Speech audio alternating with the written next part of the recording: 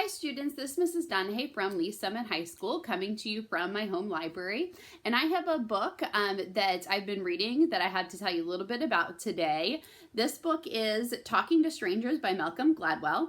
Malcolm Gladwell is the best-selling author of books like The Tipping Point, Outliers, David and Goliath. And Malcolm Gladwell writes nonfiction books that center around a central question and use interesting examples from history, from contemporary society, from sports, all kinds of different areas to answer that question. And his question in this book is, why are we so bad at talking to strangers, communicating with people who we don't know very much about? Also, why are we so bad at judging the character and intentions of people who we just met and don't know much about?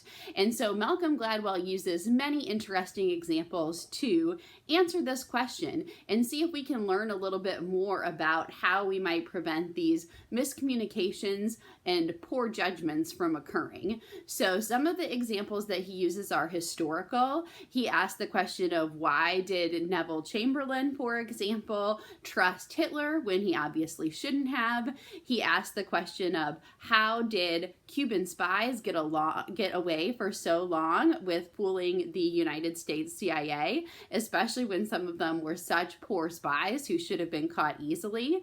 And then other examples he uses are from our contemporary society. For example, he was inspired to write this book by one of the high-profile cases in the Black Lives Matter movement, the case of Sandra Bland, who was an African-American woman who was pulled over by a Texas police officer for failing to use her turn signal. She ended up in jail, subsequently dying in jail, and so he analyzes, how did that encounter go so wrong? And then he also uses some other more contemporary examples. How did Bernie Madoff get away so long with his Ponzi scheme when, he should have been caught by financial regulators early on? He asked the question, why are we so bad at knowing when people are lying when they're clearly not even good liars and we should know that they're lying?